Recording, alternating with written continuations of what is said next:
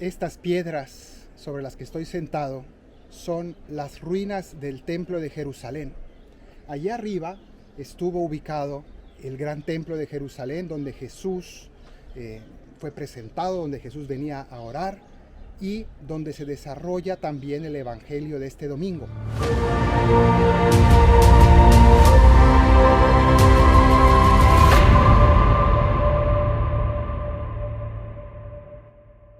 Estoy debajo de la explanada del templo, o de lo que fue el templo de Jerusalén, que en el año 70 después de Cristo fue completamente destruido, y estas son las ruinas. En aquel tiempo algunos ponderaban la belleza del templo por la calidad de la piedra y los exvotos. ¿La calidad de qué piedra? De estas piedras que terminaron aquí abajo. De hecho, Jesús les dijo: esto que contempláis llegará un día en que no quedará piedra sobre piedra. Y efectivamente no quedó nada allá arriba, no quedó piedra sobre piedra, sino que todas estas piedras acabaron aquí abajo en ruinas. Todo será destruido. Esta profecía de Jesús realmente era sumamente desoladora para todos los que la escuchaban. Casi increíble, porque toda la fe de Israel estaba centrada en este lugar. Todo el judaísmo consistía en venir a encontrar a Dios en su casa. Dios habitaba en medio de su pueblo y en medio de este mundo, precisamente en este sitio sagrado, en Jerusalén, y específicamente en este templo. Entonces, decir que se destruye el templo sería prácticamente decir que se destruye el judaísmo, que se destruye la religión, que se destruye la fe, que se acaba todo. Entonces, realmente era una profecía desoladora. Entonces, parecía increíble que Jesús dijera eso, y Jesús amaba este templo. Sabemos cómo Jesús vino aquí, purificó el templo, expulsó a los vendedores precisamente por el amor que tenía a la casa de su Padre. Pero Jesús anuncia que todo eso será destruido. Y de hecho, en el año 70 después de Cristo, el emperador Tito mandó destruir por completo el templo de Jerusalén, y no quedó piedra sobre piedra. Y los romanos arrasaron por completo aquella explanada, y hoy no queda absolutamente nada. Hoy allí arriba es una mezquita, la cúpula dorada o el domo de la roca. Los musulmanes tienen dominio de aquel lugar, y los judíos desde hace 2000 años no tienen un templo. Entonces, ¿qué ocurrió después de ese año? El judaísmo tomó dos caminos. Por un lado, el judaísmo que no creyó en Jesucristo y que sigue esperando el poder reconstruir este templo, y que actualmente ora aquí detrás de esta estructura que vemos aquí. Allí detrás justo está el muro de los lamentos. ¿Por qué de los lamentos? Porque precisamente lloran y se lamentan el que haya sido destruido el templo y que no puedan seguir orando allí. Un judaísmo, por tanto, que añora volver a tiempos pasados, que añora restaurar todo como estaba antes. Y luego otra parte de los judíos, los que creyeron en Jesucristo, que conformamos hoy el cristianismo, creímos que el templo verdadero, el lugar donde Dios habita en medio de su pueblo, es Jesucristo mismo, y que para adorar al Señor no hace falta hacerlo ni en Jerusalén ni en ningún otro sitio específico, sino que hay que hacerlo en espíritu y en verdad, y que la presencia de Dios está especialmente en la Eucaristía.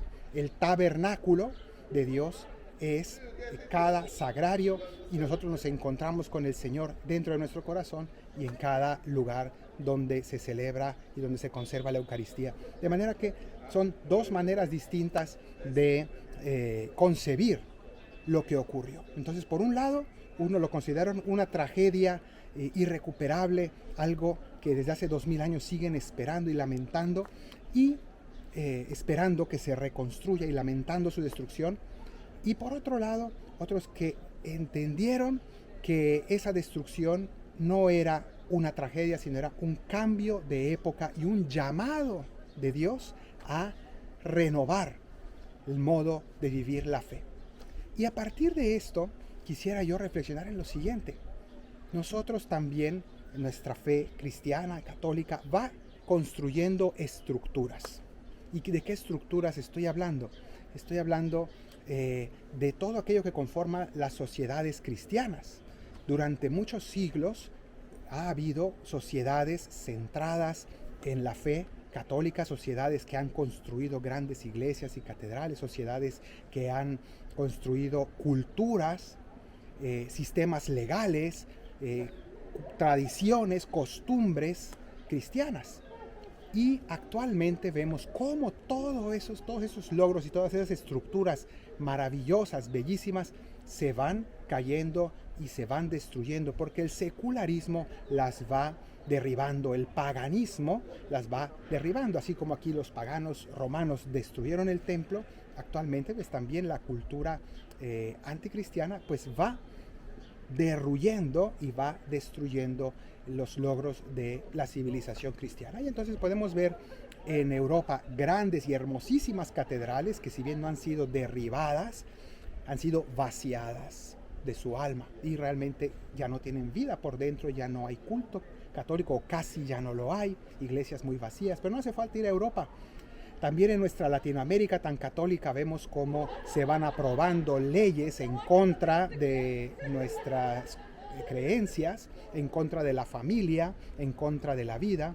Y también las costumbres se van relajando y van entrando nuevas maneras de ver la vida desde un punto de vista independiente de la fe, independiente de Dios, y ya cada vez más personas no están interesadas en la iglesia, en ir a misa.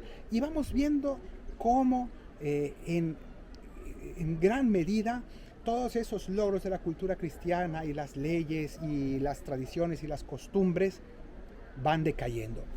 Y yo me pregunto, ¿esto es una tragedia? ¿Es que debemos vivir nosotros en un muro de las lamentaciones, dándonos contra un muro de decir tenemos que seguir peleándonos con el paganismo y tener que seguir lamentando constantemente que ya el mundo está cambiando, ya no es como antes?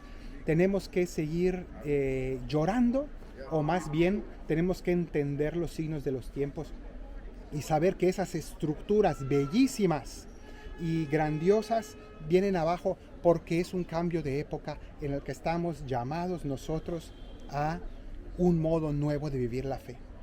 Tal vez hay algo de esto. No quiero ser malentendido, alguno puede pensar que estoy llamando a dejar de luchar por nuestras convicciones.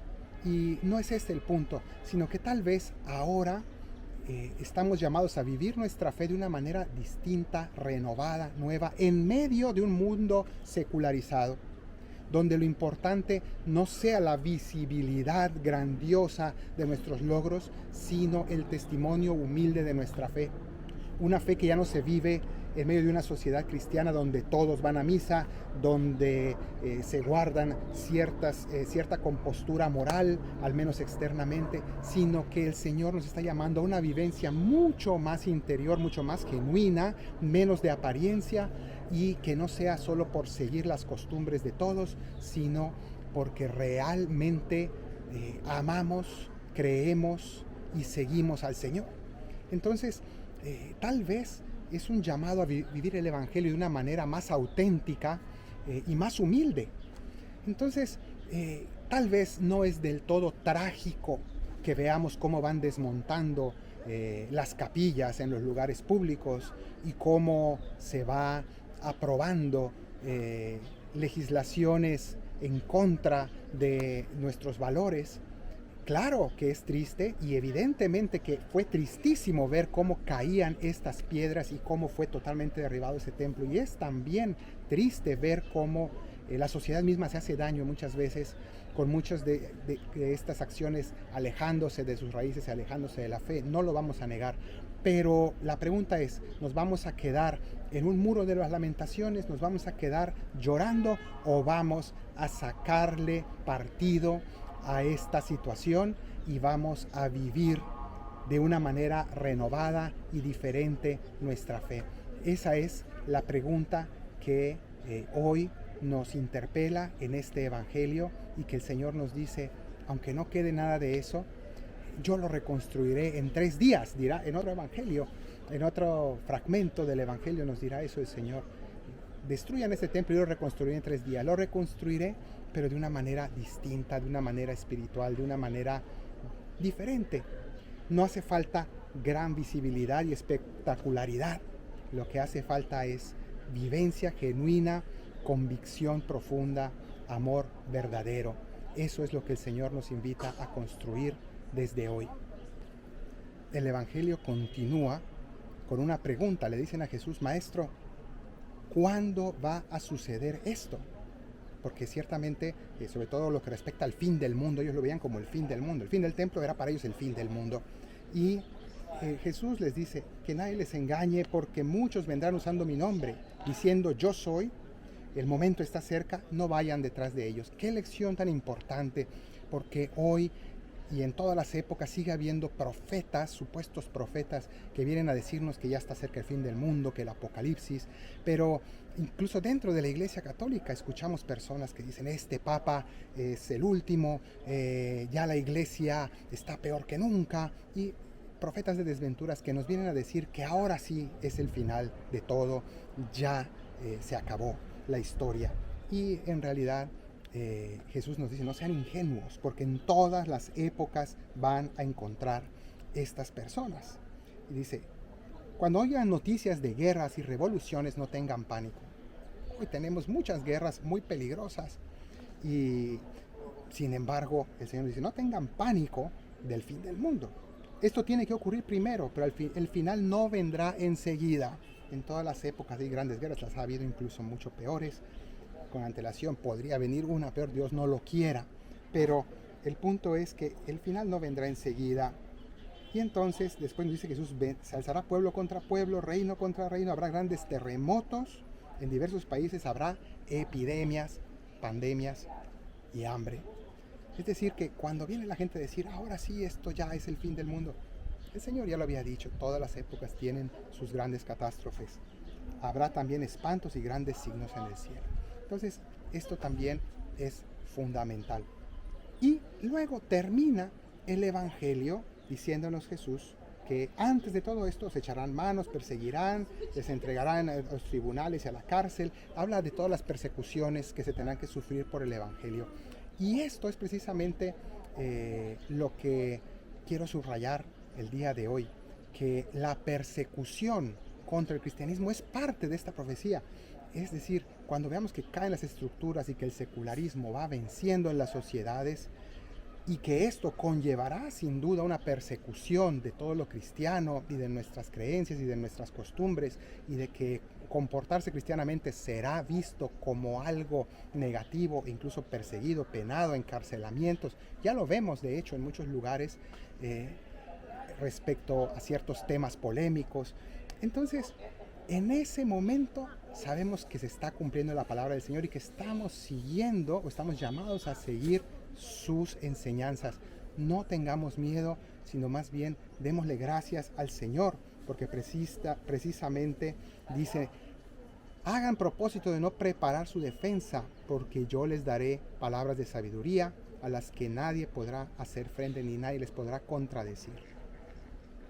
Pidámosle al Señor que nos dé esa sabiduría de conocer el tiempo y de no vivir lamentándonos como si ciertos cambios en nuestra época fueran el fin del mundo. No es el fin del mundo, es la continuación de nuestro camino en esta tierra, nuestro camino de fe, llamándonos el Señor a una vida más genuina, más evangélica, más profunda, a construir un templo no afuera, sino adentro de nuestro corazón. Que el Señor te bendiga desde Sion, el que hizo cielo y tierra, en el nombre del Padre, del Hijo y del Espíritu Santo. Amén. Si desean venir a conocer la tierra de la Biblia, les invito a peregrinar conmigo el próximo enero. Tienen todos los detalles en la descripción de este video.